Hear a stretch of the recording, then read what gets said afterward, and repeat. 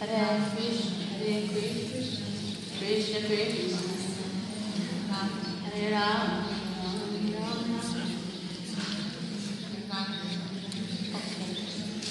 Hare Krishna, Hare Krishna, Krishna Krishna, Hare Hare Rama, Hare Rama, Rama Rama, Hare Hare. And I'm done nuts to all of you.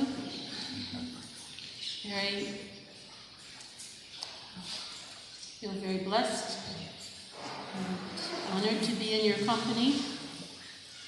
I have to tell you that I very rarely speak in public. I think the last time was in Chapati 3 years ago, when Radhanath Swami forced me to speak. You don't have a choice with Radhanath Swami. He just, in his way of gentle persuasion, forces you to do the impossible. And it's really Siddhi that's responsible for this fiasco. Yes, she kept saying we should get together. So I would humbly ask you all to really move in close. All those back chairs way far close there, like right up front. Just all little cuddles.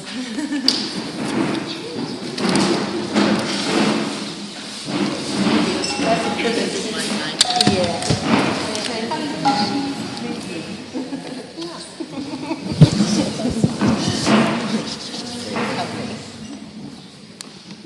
Hare Krishna, welcome. Let's get right in.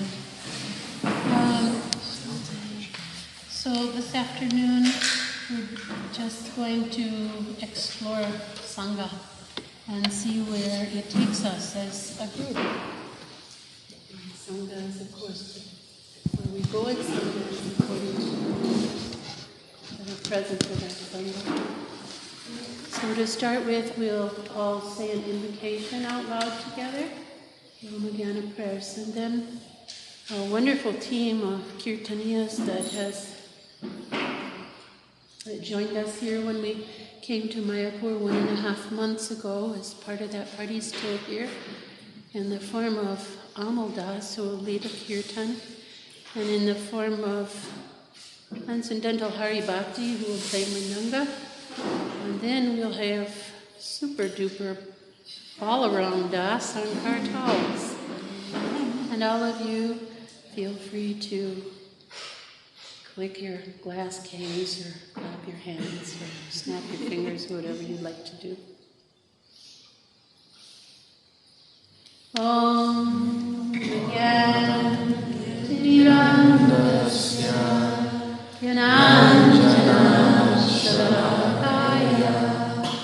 Chakshurunmilitam Jena Tasmai Shri Gurave Namaha Sri Chaitanya Manobhishtam Sthapitam Jena Bhutale Swayam Varubhadramayam Dadati Swam Namo Vishnu Padaya Krishna Prasthaya Bhutale Srimate Bhakti Vedanta Swami Niti Namine Hey Namaste Saraswati Deve Gaurani Pracharine Nirvishesha Sunyavadi Paschatya Deshatarine Jaya Sri Krishna Chaitanya Prabhu Nityananda Shri Advaita Gadadhar Shivasari Gaura Chakapatarubhyascha Kriva Sindhubhyaeva cha Patitanam Pavanebhyo Vaishnavebhyo Namo Namaha. Hare Krishna, Krishna Krishna, Hare Hare, Hare Rama, Rama Rama, Hare Hare.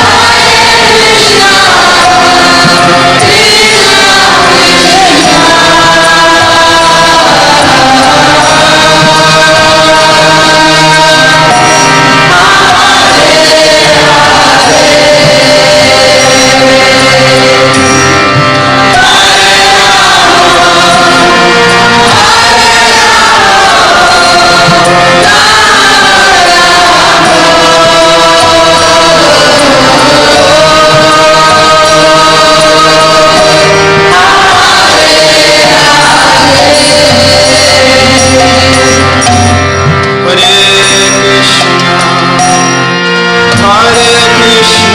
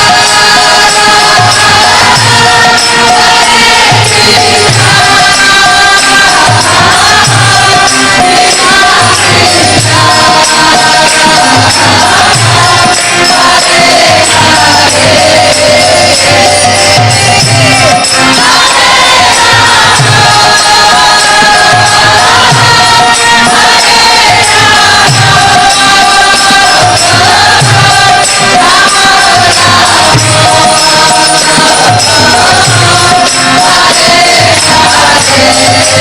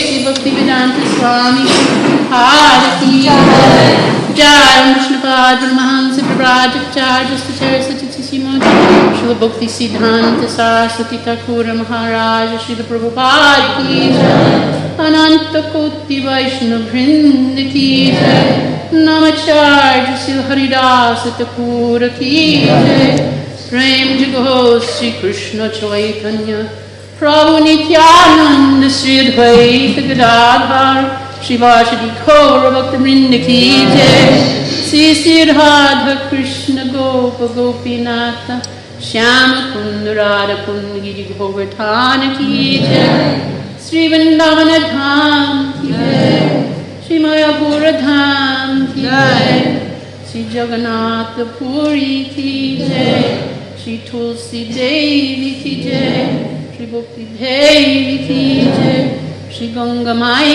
Ki Jai, Shri Yamuna Mai Ki Jai, Shama Veda Bhakta Vrinda Ki Jai, Shri Harinam Sankirtana Ki Jai, Gopamanandi Hari Hari. All glories to the assembled devotees. Hare Krishna. All glories to the assembled devotees. Hare Krishna. All glories to the assembled devotees. Hare Krishna. All glories to Sri Sri Guru and Sri Sri Gauranga. Gautamananda.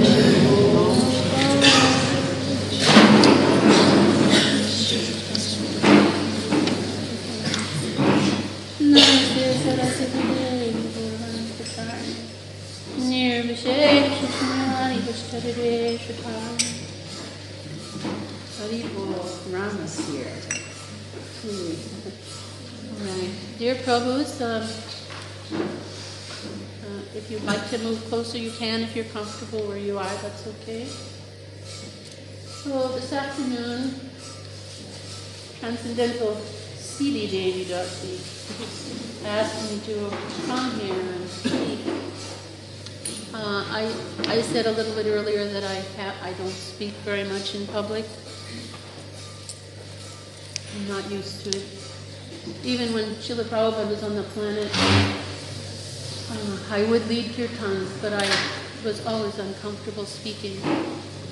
I suppose because a fool is recognized as soon as the fool opens the mouth. And I always was hungry to become a madhyam harikari so I could back up what I said with Shastra.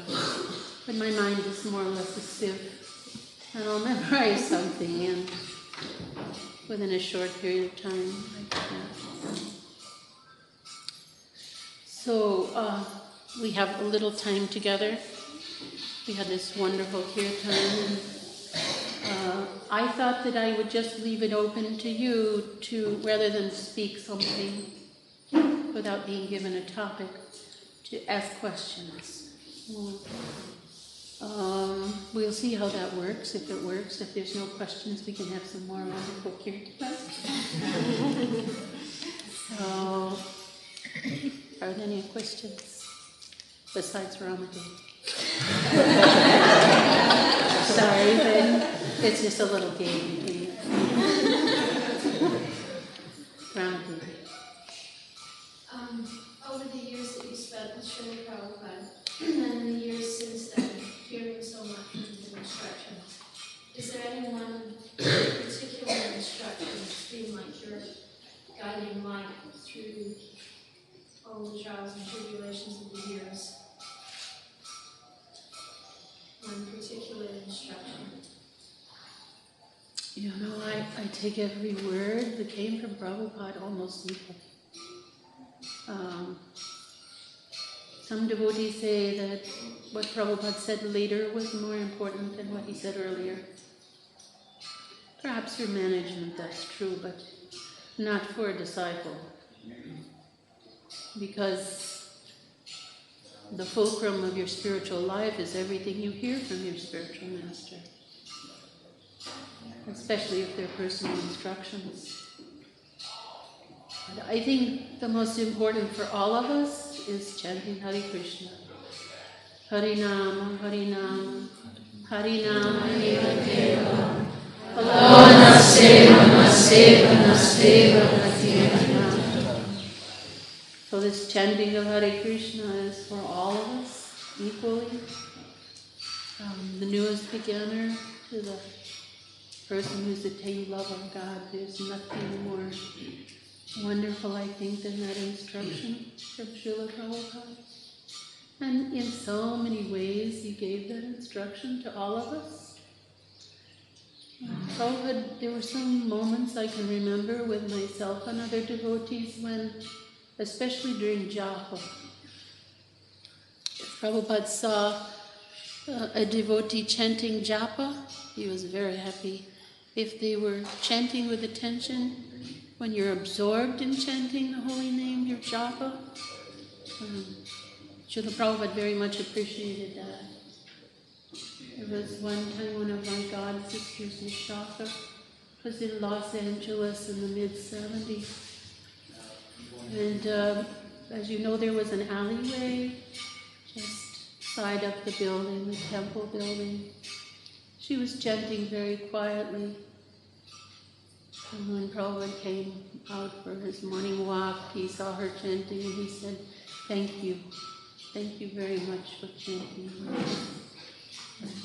So almost every memoir you read by a devotee, I just read a memoir from a devotee who said in the beginning of his book, and I really can't remember his name, but you might, he said that Prabhupada said 6 words to him. Your name is, and then such and such. And then the other words he said was chant Hare Krishna to him. And that devotee did so much service, served in South Africa for many years. I think he's a guru now. Said he has disciples. Found that in Hari's bookshop. So chanting Hare Krishna is the most important for all of us. But every word that Srila Prabhupada said to me is as equally important. Thank you for that question. Yes? You know, as you dream about Krishna and spiritual master the truth, do you have some dreams about Prabhupada? Do I? About dream, yes. I don't put much stock in my dreams, but there was one dream that happened in 1969 that I told Srila Prabhupada about. Because it was one of those dreams that aren't dreams, they're some openings to another place. And I had, Srila Prabhupada was my guru in Treta Yuga. So I was in Treta Yuga. And you know how B.G. Sharma paintings, do you know the books of B.G. Sharma? You know how he has the forests in such detail, it's almost like a grown bonsai forest. So I was in one of those paintings like that, and it was a little stream coming through a very bucolic place, and there was a kutir on stilts above the stream. And I was just in bhajan doing like this chanting in this kutir, I think day and night. And Srila Prabhupada came through the walls of the kutir without coming through the door and sat down across from me, and we had a kirtan. And it was responsive. And it was as if it was like being in samadhi, complete absorption in the kirtan with Srila Prabhupada. And interestingly enough, the three modes of material nature tried to disturb our kirtan. So the mode of ignorance was trying to come through the floor, the modes of passion through the walls, and the modes of goodness through the roof. And but they couldn't penetrate. It was as if there was a protective shield, a bubble around Prabhupada and I. And so I had that dream, and then the next morning I told him about it, and he did say thank you for dreaming like that. That was one nice dream.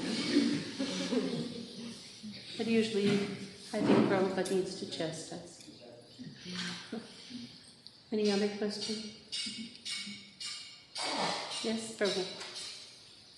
Yes, you had a lot of, I think it was physical association, personal association from it. And many who had that kind of association couldn't take it when you left. Mm-hmm. You know, they just left because the party was over, you know. All this Papa was gone.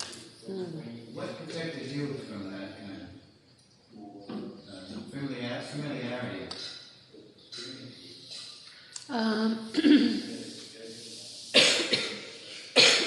I think that's a rather deep question.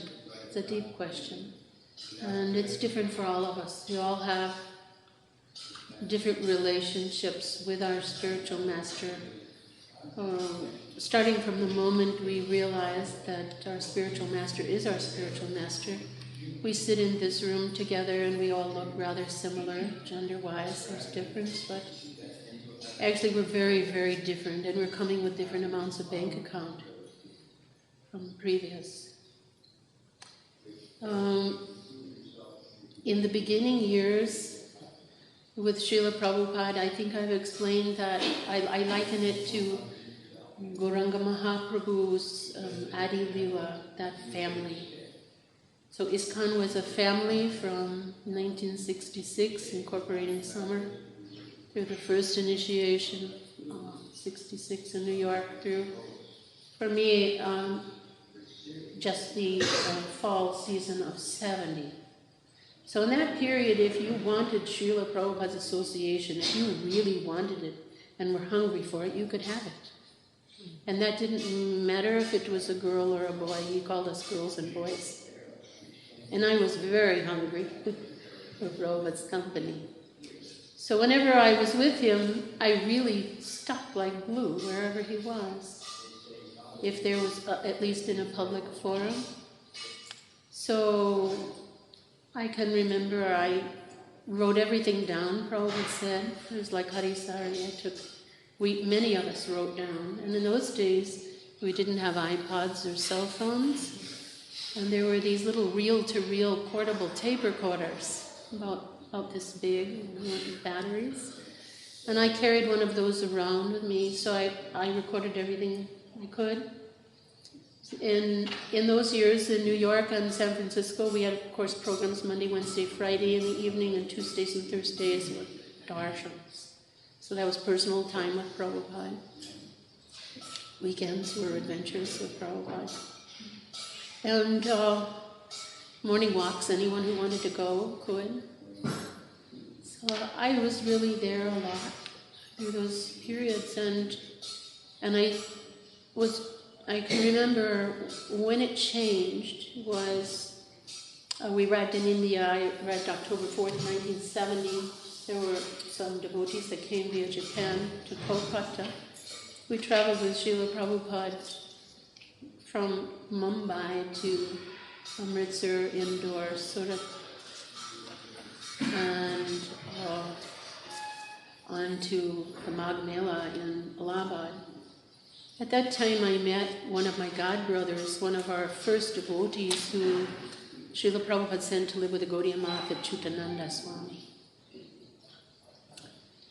So Chutananda came up to me one day and said, Yamuna, I've noticed that wherever Srila Prabhupada is, you're right there.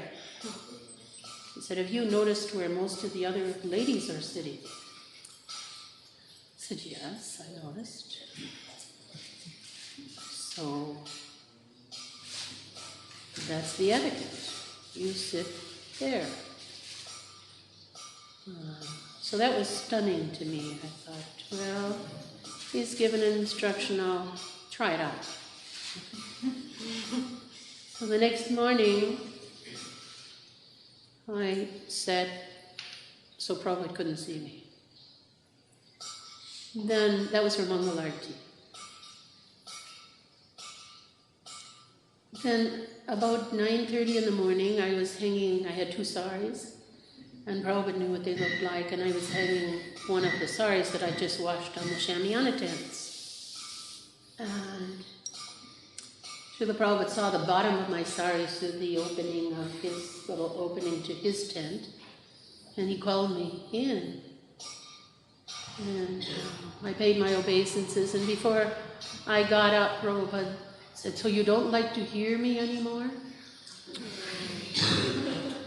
So I broke down into tears and I said, I live for this. Because we did. On our Sankirtan party with Srila Prabhupada, there was loosely 25 of us or so in that party that had a slightly fluctuating numbers. But we lived to watch Srila Prabhupada in India, to learn from Srila Prabhupada. And the morning program wasn't something that was obligatory. It was, have you been to Jaipur and you've seen the devotees run to the lotus feet of Radha Govinda? That's what we did for Prabhupada in the morning. We ran to be with him, to hear him. So I said, I live for that. So I said, well, what happened was Chutananda Swami told me this little story about etiquette and that I was supposed to sit some distance away. So Prabhupada was a little quiet for a short while and he said, yes, that is their etiquette. So I said right away, Srila Prabhupada, how many times were you with your Guru Maharaj, physically? And he immediately replied, I have never been away from him, not for 1 second, since I met him. And I was a little bold and I said, but how many times realistically? And he said, very few times. maybe 5 or 6 times, but we used to walk and talk so many things. And so you've seen in, don't remember, I've been reading a lot of books since I came here. There was one with a picture of Bhaktisiddhanta around on the edge of Radhakund and Srila Prabhupada's there with his son walking. So it's like that. And he said, those that think that association with the spiritual master is physical, need to be physical. They are no better than mosquitoes on the lap of the king. And what is the business of the mosquito? Is to simply suck blood. He said, so many of my god brothers, they were big sannyasis. And what is the business? Sitting on the lap of the king, sucking blood. I believe this story, almost in the similar words, was told about Bhakti Maharaj, and maybe one other. But from that moment, I realized that Prabhupada would leave, and I wouldn't have this association with him. I had it when I had it. It is some kind of good fortune, some bhagya that is, really inconceivable. All of us that did have that personal. But I have so much respect for so many God brothers and God sisters who never met Prabhupada, and they're so glorious devotees today. Yes, some left. But so many have stayed too and been very faithful. Every disciple will have to ultimately prepare for the disappearance of their spiritual master, or your own disappearance. Death is certain. So I was very fortunate that from then I started to prepare for Prabhupada's leaving, in the sense that I started following an etiquette that was appropriate for the time as ISKCON matured. Factually speaking, if I hadn't done that in 1971, by the time 1975 was here, I don't know if I could have made it, because there was a very strong separation of female company with Srila Prabhupada, as you know. Anyone who studied the history of ISKCON knows that.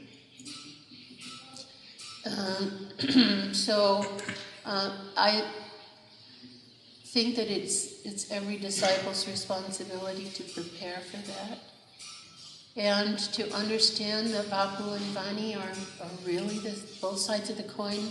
They're both the same. That how could we survive today? How could we have a kirtan like that? How could programs go on in Mayapur as they do now if Srila Prabhupada was easier? We just have to catch Prabhupada. Once he said to me, at John Lennon's, he said, don't think that the spiritual master gives special mercy to special people. He said, I give mercy equally to all my disciples. But if the disciple goes into the cave and puts a boulder in front of the cave, then the benedicting rays of the spiritual master's mercy can't reach that disciple. So I've always wanted to knock the boulders, whatever those boulders are. Everyone has to find out what their boulders are and where they are, and go out, and because it's there. Mercy is coming. It pours in Mayapur. Everyone who's even a little bit conscious, they're very aware of the pouring of Prabhupada's mercy in Mayapur.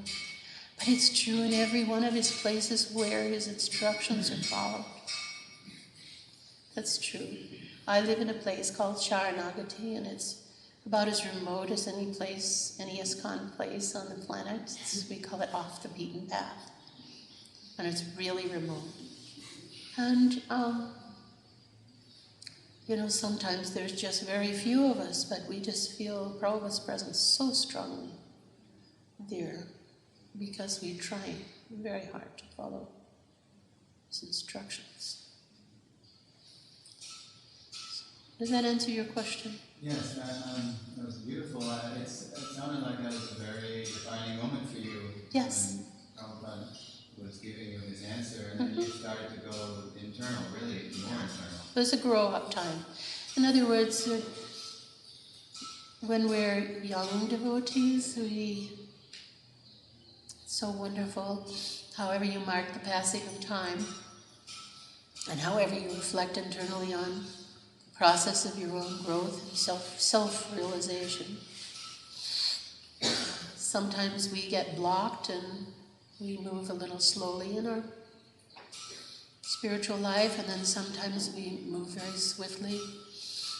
Time is a very fascinating thing to see Krishna as time and to evaluate even in relationship to Srila Prabhupada and his instructions, direct instructions. Sometimes time I would almost go in slow motion with Prabhupada. His presence would be so profound that it just, time would go very slowly. And then sometimes it would go very fast. It seemed like Prabhupada was moving at a speed way beyond any of us because of his Krishna consciousness. We were young devotees, mostly in our 20s when Prabhupada was on the planet, mostly, some younger than that. And I can say that when we were in Amritsar, we would do 5 engagements a day. That means Prabhupada was up at 1 to 2 a.m. A little party, I think there was only 12 of us there. We were only there under 2 weeks. And that 2-week period was like a whole lifetime of Sangha with Prabhupada. It was like so much happened in that 2 weeks with Srila Prabhupada. And he would take us literally to five engagements a day. We'd pour in cars, go, and there'd be 2,000 or 3,000 people, and we'd have kirtan, beautiful kirtan. Prabhupada would say a few words, and then have another kirtan and go to another one. And this would go on till, I can remember, 10, 11 at night, when we were just really struggling, hitting each other, And Prabhupada's just so alive, vibrant, and vital, powerful. He had more energy than 25, and you know how much vim and vigor you've got in your 20s. So much strength. Srila Prabhupada was extraordinary. His presence, very powerful person to be with. Otherwise, how could he empower like this man in Africa, hardly even met Prabhupada. He just served night and day in complete absorption of Prabhupada. So enlivening to read his book. Very nice book. Does anybody know the name of that book? It has a red cover, a hard cover. Was one of the pioneers with... Who? Is it Rida? No, not Rida. No, Rida. Partha Sarati. Oh, okay. He's not here anymore? He's here. He's in Mayapur. Oh, well, I don't know. Anyway, it's a wonderful book. I don't know. Something. I don't know. Yamuna, you established the identity of Vani and Bhakti. I always had the feeling, even when Prabhupada was with us in Bhakti, that the Bhakti was just kind of a hint of the Vani. The Bhakti was like the tip of the iceberg, as we say. The Vani, there was so much more to Vani Prabhupada. Did you ever have that feeling in the church? I suppose sometimes one is more powerful than the other, but it's been a while now where I can actually compare that. And all I know is that both are real, genuine, essential.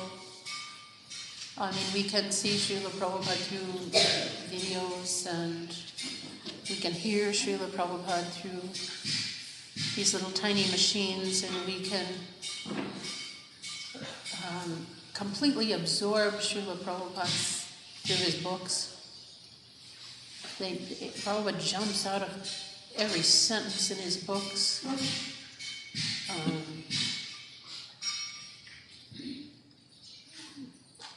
Chaitanya Charitamrita is completely shows his very, very great scholarship in depth. But then so does Nectar Instruction. So both of them are equally important. I think every devotee evaluates Vapu and Vani in a personal way. And it changes with the passing of time, doesn't it? How many devotees here have been devotees for 10 years? Please raise your hands. 10? 20 years? High, raise them high. 30 years? 40 years? Good. And your good name? 36. Pardon? 36 years. Your good name? Sambar? Samba Das. Sambar. It's like Sabji Das.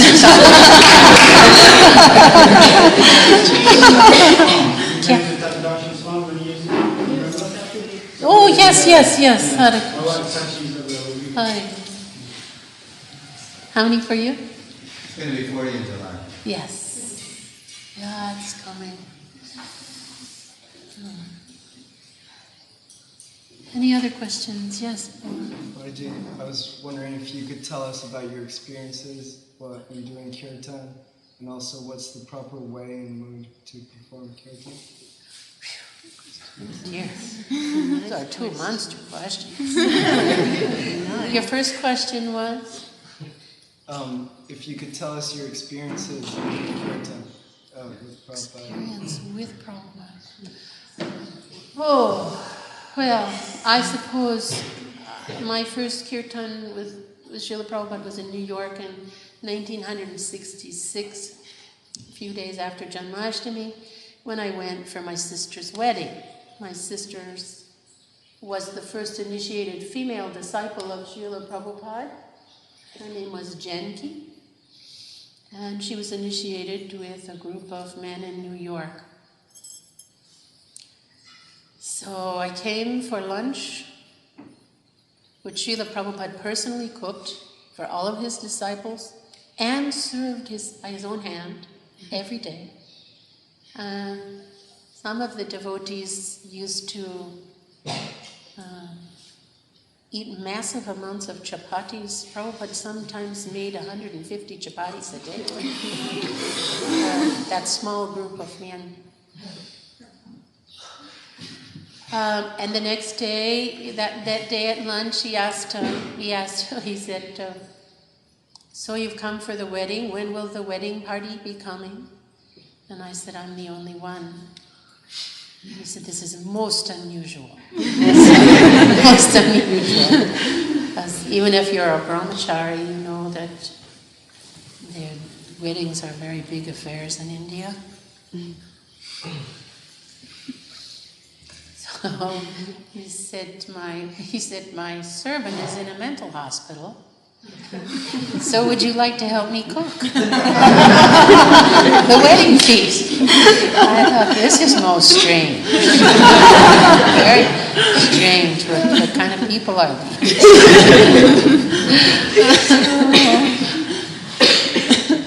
I came to Prabhupada cook, and then, so the first kirtan was at the wedding. Srila Prabhupada led it, and like many devotees, I listened and thought, well, maybe should I chant? Should I try to chant with them? A little self-conscious. I close my eyes and let the holy name come.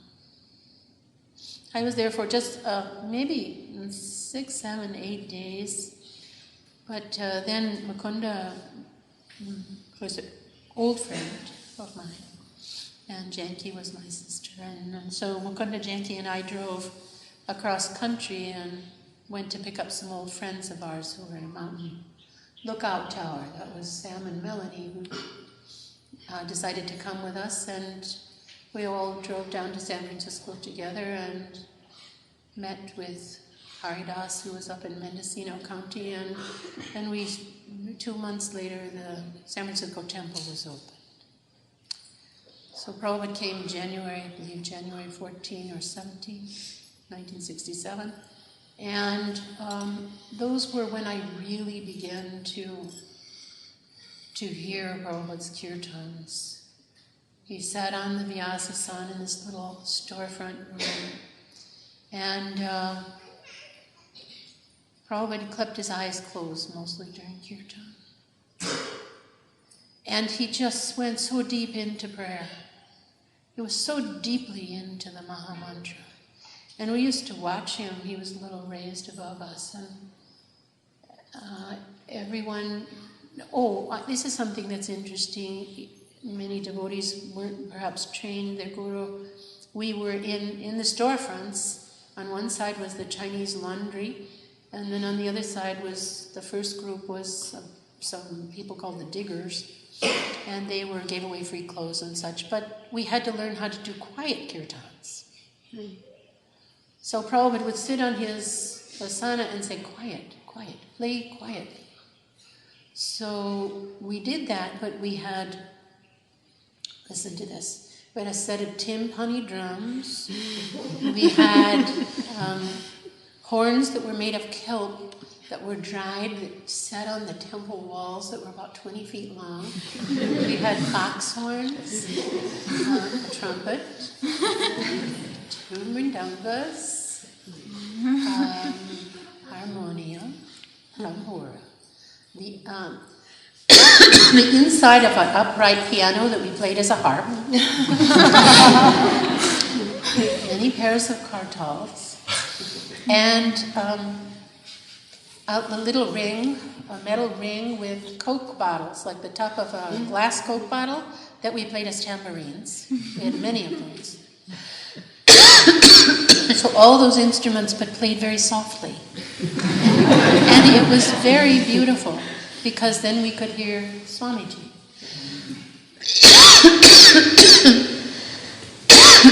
Srila Prabhupada's kirtan at that time in the evening for the Monday, Wednesday, and Friday programs, he chanted the entire Mangalacharna. Took between 17 and 21 minutes.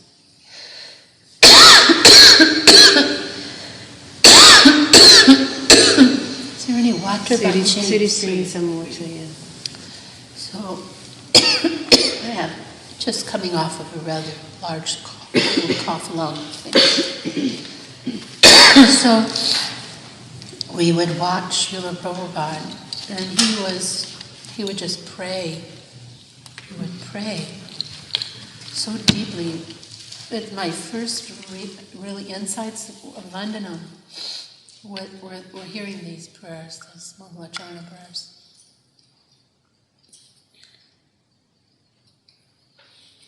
It's very, very potent. You would almost go into trance just watching Prabhupada. He was so deeply in prayer. And this was even before responsive chanting. Okay. So after Prabhupada finished, then everybody chanted together. Hare Krishna.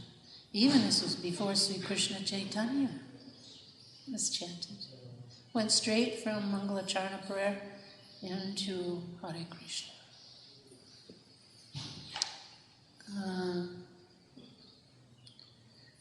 And those kirtans, and the second kirtan was often Govinda Jai Jai.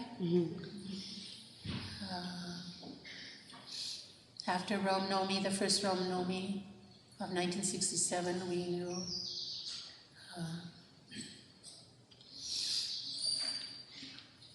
prayers to Lord Ramchandra Kirtan. So those were the first kirtans that I was really aware of the depth of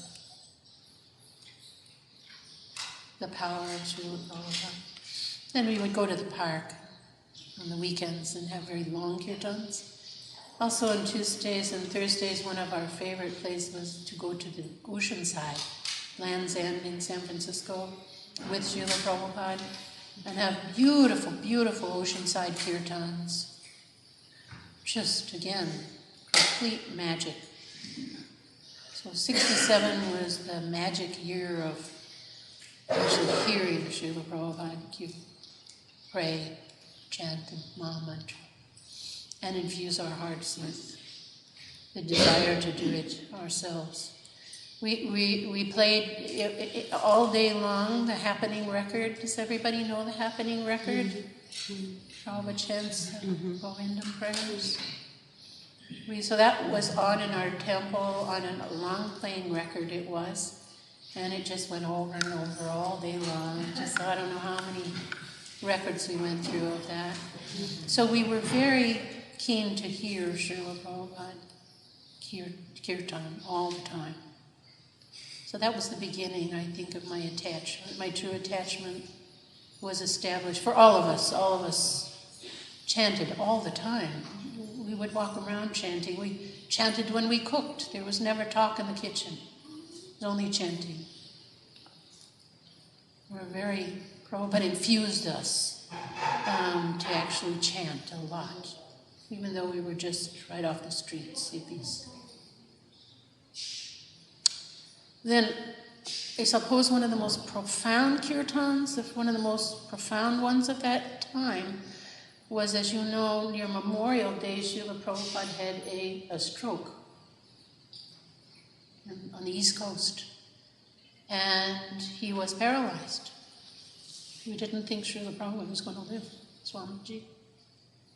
And we just met him. Even before he left, one night he sat on his Vyasa-san, and there was his first Ravindra Sarup disciple. Ravindra Sarup decided he couldn't stay. He was our first, what we call bloop devotee. And he crawled on his hands and knees in the front door, through a very crowded temple room, up the stairs to Prabhupada's Vyasa-san, put his head in Srila Prabhupada's lap. Prabhupada stroked his head, and this man said, "I have to leave. I can't stay." Prabhupada was very gentle. He said, "Please don't go. This Krishna consciousness is such a nice thing. You won't find any other lifestyle that can come near this Krishna consciousness. We have the best philosophy, the best music, the best books." But he had to go. So after that boy left, Prabhupada said, I'm an old man. I may die at any moment. And that just struck terrible fear into our hearts. So I think we were more attached to chanting after he said that. Our attachment to Srila Prabhupada grew because he was our spiritual master. He was our best well-wisher. There was no one, and Prabhupada, we talk about love of God. My goodness, the love that Srila Prabhupada showered on his devotees was unbelievable. He was so loving and encouraging. You can tell that if you study his letters. Before I came here to Mayapur, I read the letters again. I read them 6 or 7 times. And I'm stunned at how Prabhupada encouraged us. It was just one letter after another of encouragement. So, after the devotees sent us this instruction from New York, you pray to Lord Nrsingadev for Prabhupada's life. And if Lord Nrsingadev hears your prayers, Prabhupada will live. So that was a new, complete, high period of kirtan. How many have been in a 12-hour kirtan without stopping or leaving a room? Please raise your hands. Higher? So not that many. Well, we did. We had our first 12-hour kirtan in front of Lord Jagannath. And that again We were praying for Prabhupada's wife. And then he came back. So that's the first part of the answer of your question. The other one is that the more you chant the holy name, the more you will love chanting the holy name. The holy name is, there's nothing higher than the holy name. There's nothing greater than the holy name. It's a wonderful prayer from the Adi Purana. It's just quoted by Bhaktivinoda Thakur.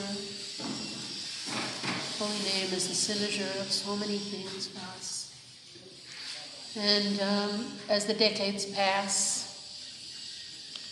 I think devotees are more and more realizing that by sharing the holy name with others, that it's one of the best kinds of activity we can do. Relish it ourselves and share it with others. Can I answer your question a little bit? Hare Krishna. We have kirtan. Wrap it up. Is there any other? Yes, Prabhu. Hare Krishna. Hare Krishna. I would like to hear not first from you to share about the circumstances around your joining him. Well,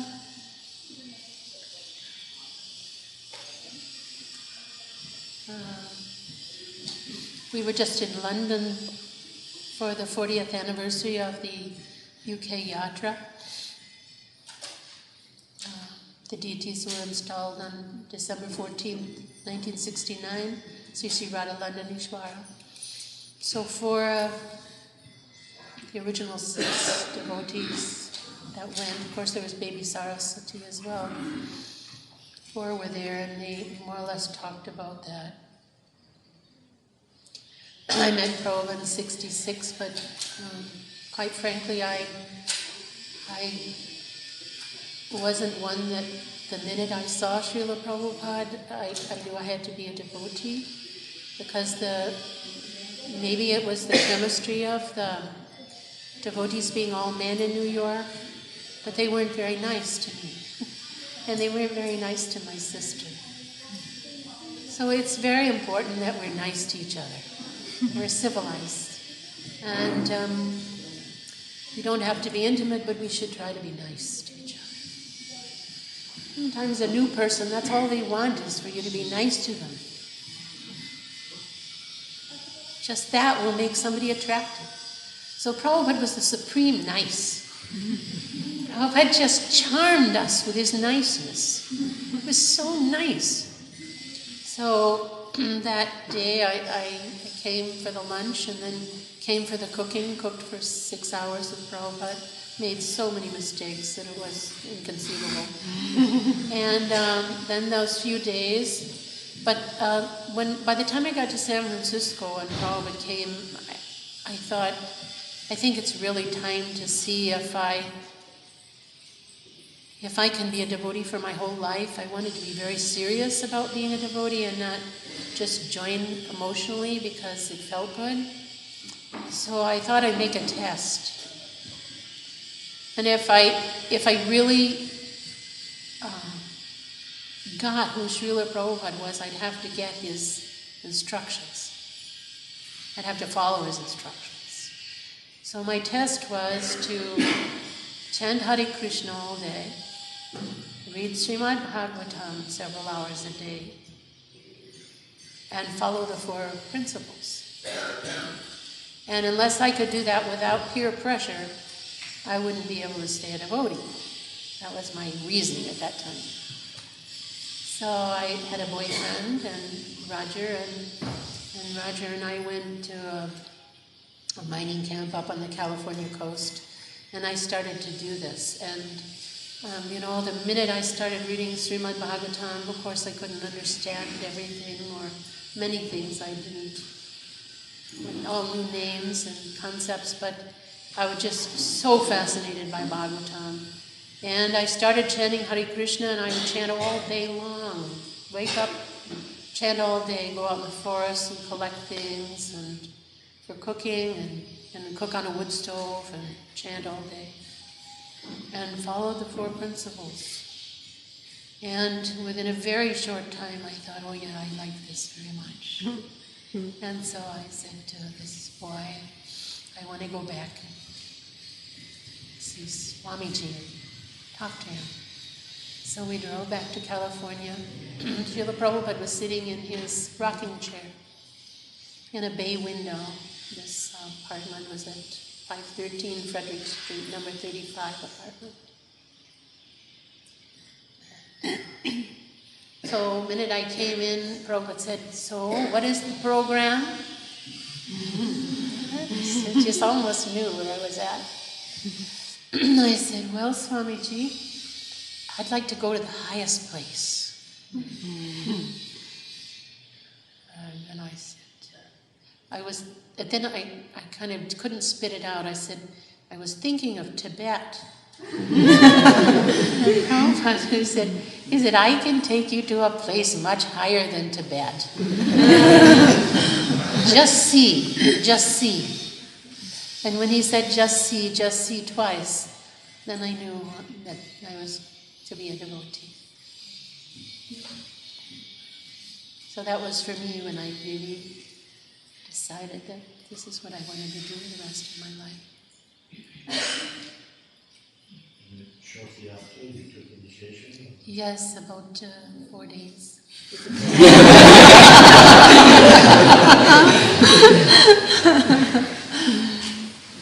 Your sister was already a devotee? Yes, she was already.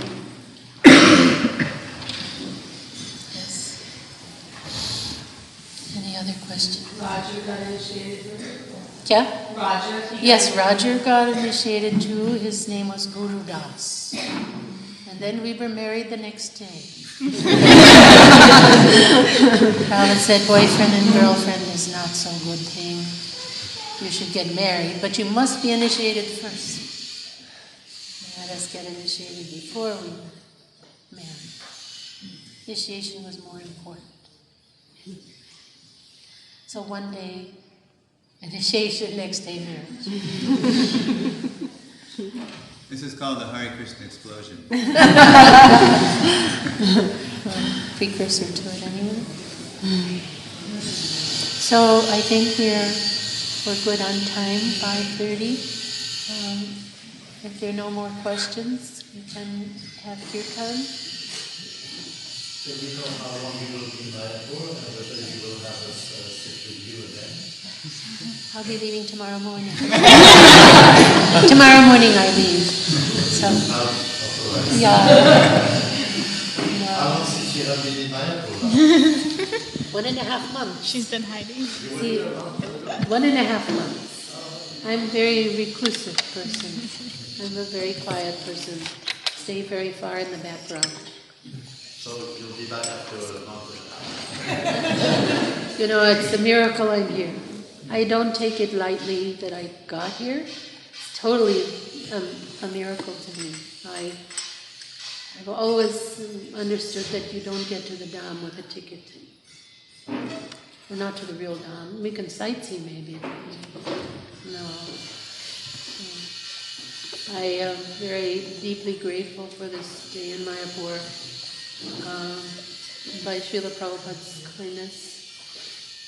The London event happened and my ticket was paid halfway, and then it's not so far to India from England. We came with the intent actually of, for 5 summers in our ashram in Sharanagati, we have been chanting and studying the prayers of Thakur Bhakti Vinod.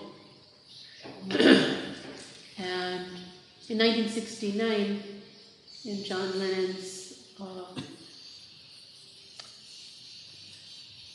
Srila Prabhupada did something that didn't happen very often in his schedule. He was usually very busy. But while we were at John Lennon's, every morning from 9 till 10 a.m., he chanted, prayed. Prayer. Not kirtan, but prayers. So this was before even Golden Avatar had their series of tapes. So we actually, it was recorded on your reel-to-reel tape recorder that sat under Srila Prabhupada's desk. And he would either play harmonium or ko, mridanga. And at that time, by the arrangement of Krishna, I was in some capacity as his personal servant and cook. So I was in Prabhupada's company from 3 a.m. We had a Mangal Arti in his room with his secretary, Purushottam Das, Purushottam and Yamuna, and Srila Prabhupada. He was purportedly training us in deity worship. So we had Mangal Arti in his room at 3 a.m. And then the Mangal Arti for all the devotees was in the harpsichord recital hall. And that was at 4:30 a.m. And then after Srila Prabhupada came back, he went on a morning walk about 6:30 to 7:30. Then breakfast. And then he chanted for an hour. So that was most incredible thing to hear Prabhupada. And one morning he asked me what my favorite prayer was. And since there was no songbook out yet, and we had very little, just these recordings Prabhupada was doing, I said Shikshashtika, because that was printed in the brick red volumes of the Srimad Bhagavatam in the front. So it was the only prayer I knew, so I said that. Then I said, what is your favorite prayer? And he said, Hari Hari Bifale, by Narottam Das Thakur.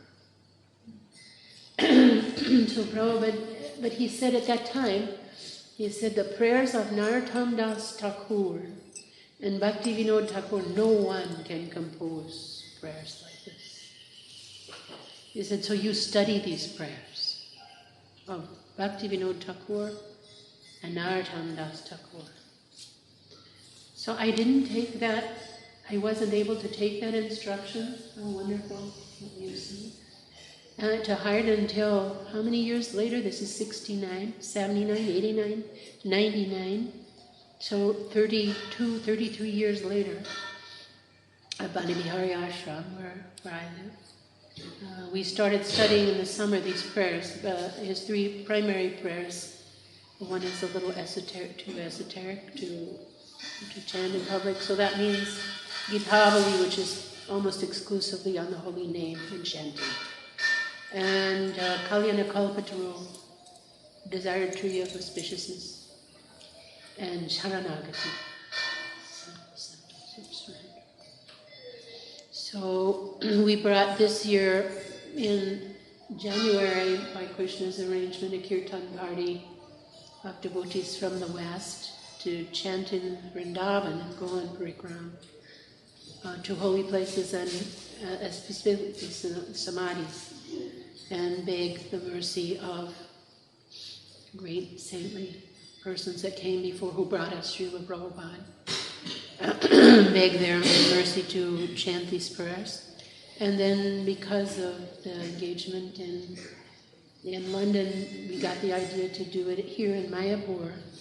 And so again, a group of devotees from around the world gathered, and a group of us every night for 3 weeks went to some place else, relishing Gitavali. So that was one of the main reasons that we wanted to come to Mayapur at this time.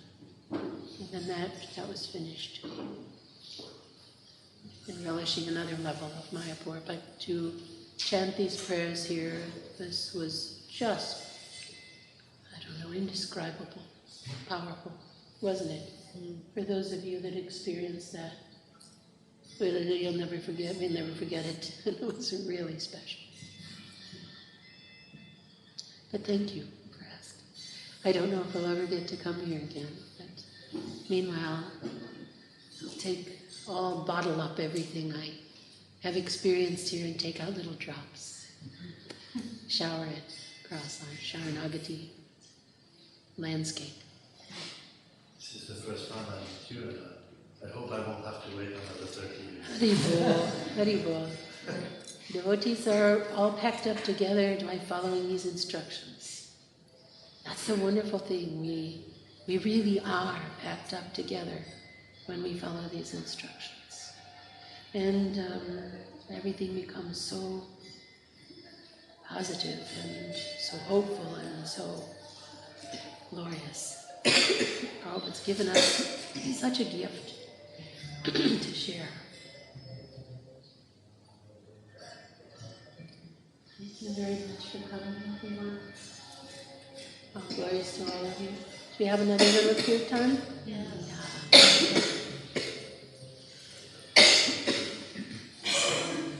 No. No, I have this incredible young man that I'm addicted to having leading kirtan. Yes, Steve? Pardon? I never thought of that. How can you not like a name Prabhupada gives you? Could have been in. Actually, first he called me Kalindi, and then he changed it to Yamuna. And when he first said, he said Kalindi. And he said, no, Yamuna. It's the same thing. Same thing.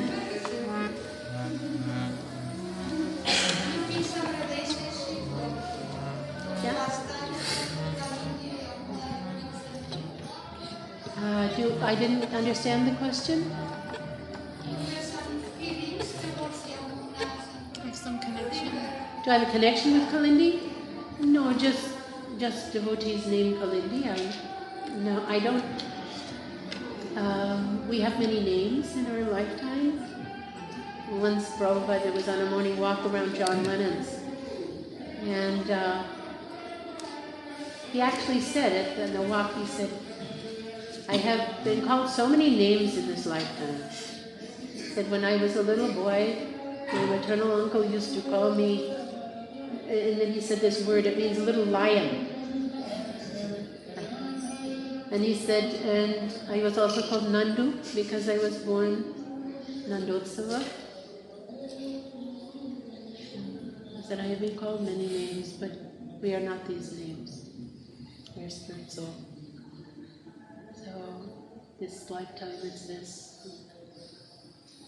another lifetime is something else.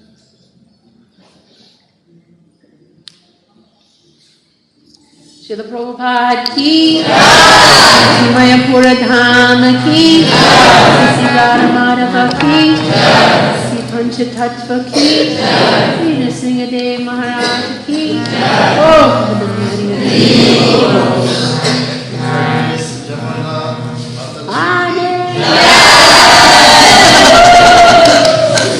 Krishna, Krishna.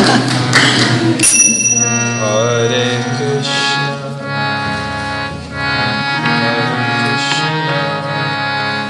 Krishna Krishna, Hare Hare, Hare Rama, Hare Rama, Rama Rama, Hare Hare. Hare Krishna, Hare